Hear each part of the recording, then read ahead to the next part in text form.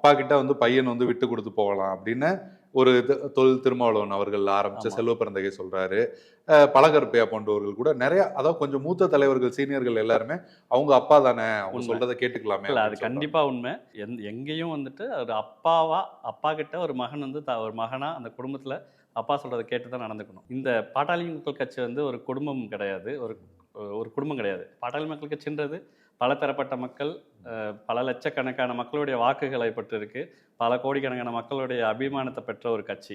இதுல வந்து அப்பா மகன்றது கிடையாது. இதுல வந்து அரசியல் தலைவர்கள். அவர் வந்து இந்த கட்சியுடைய ஒரு நிறுவனர். இப்போ இவர் கட்சிக்கான தலைவர், பாட்டாளி மக்கள் கட்சியோட தலைவர்.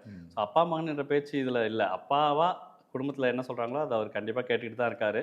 எந்த விதத்திலையும் இந்த ஒரு ஏப்ரல் 10ஆம் தேதி இன்னைக்கு வரைக்கும் டாக்டர் அன்புமணி ராமதாஸ் எந்த இடத்துலயாவது டாக்டர் ஐயாவை பார்த்து அவர் பேசுறத பார்த்து ஏதாவது எதிர்த்து கேள்வி கேட்டிருக்காரா, இல்லை விமர்சனம் வச்சிருக்காரான்னு உங்களை போன்ற பத்திரிகையாளருக்கு நல்லாவே தெரியும். ஸோ ஒரு மகனா வந்து தன் அப்பா ஒரு தலைவராக கூட அவர் கேட்கல. வேற யாராவது தலைவராக இருந்தாங்கன்னா இந்நேரம் வந்து பதிலுக்கு பதில் வந்து ஒரு டக் ஆஃப் ஒரு வார் மாதிரி இருந்திருக்கும். அந்த மாதிரி எந்த இடத்துலையும் ஐயாவுடைய செயல்பாடுகளையோ அவரோட கருத்துக்களுக்கு எதிராக எந்த ஒரு கேள்வியும் வைக்கல.